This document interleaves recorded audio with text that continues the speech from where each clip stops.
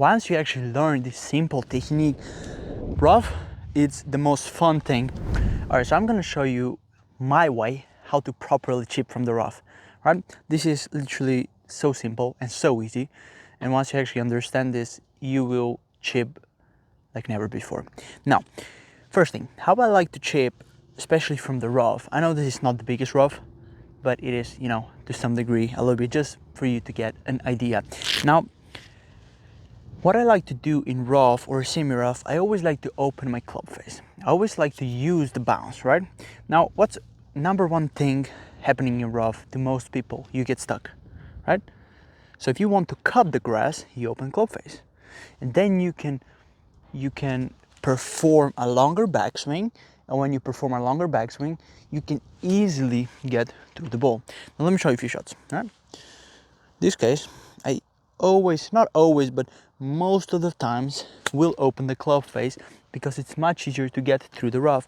Now let me put this one a little bit more in, right?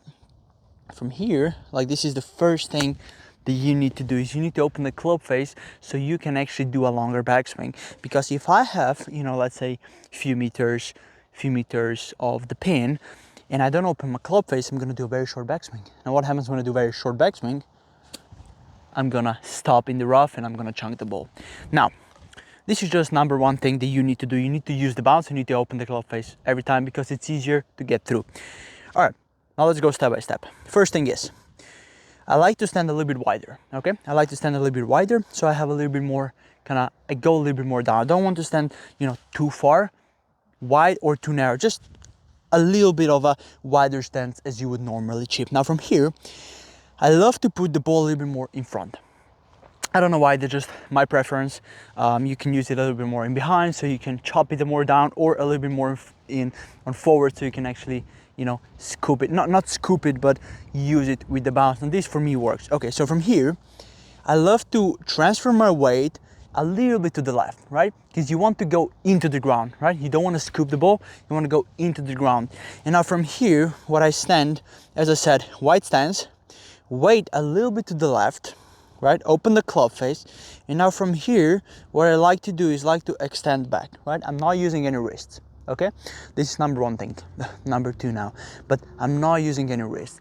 I'm using my body to extend everything back, and then from here, I can just transfer the weight correctly forward. Now, wide stance, 60% on the left, open the club face, and now we just extend back. Boom, right?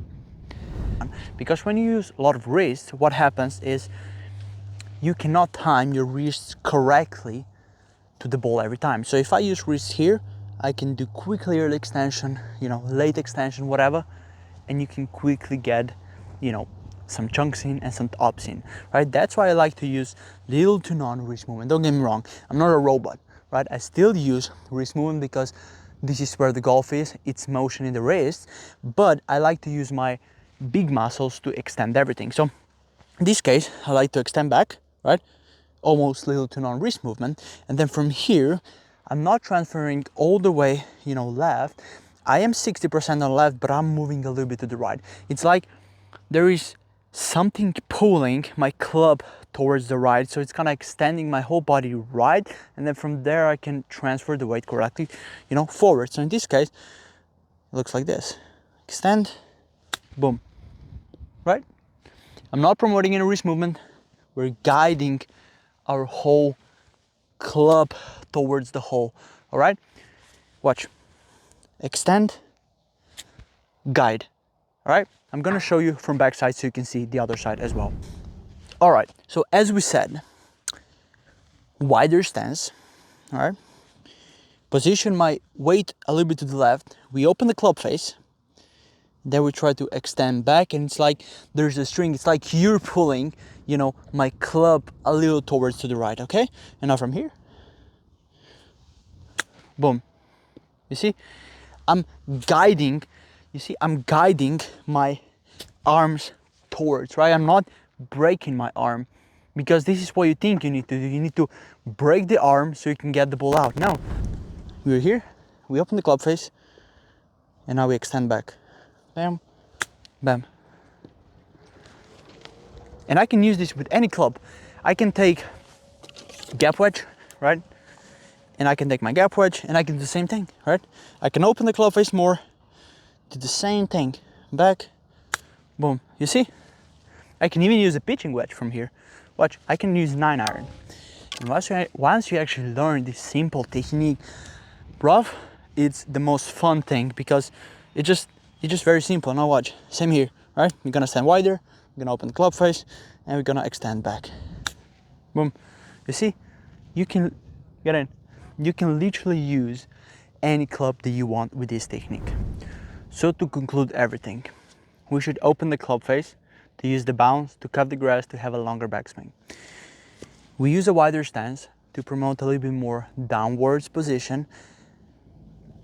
Then we put the weight distribution a little bit to the left so we can promote a downward blow. And then we extend and we don't use much wrist movement. And then from here, you guide through the bow. This was a very simple and easy way on how to hit from the rough, right? It was a very simple explanation, but if you would like me to go to a little bit more detailed version, let me know. Or if you have any other topics that you would like me to talk about, drop it down in the comments and we'll see you in the next one. Thank you very much. Bye-bye.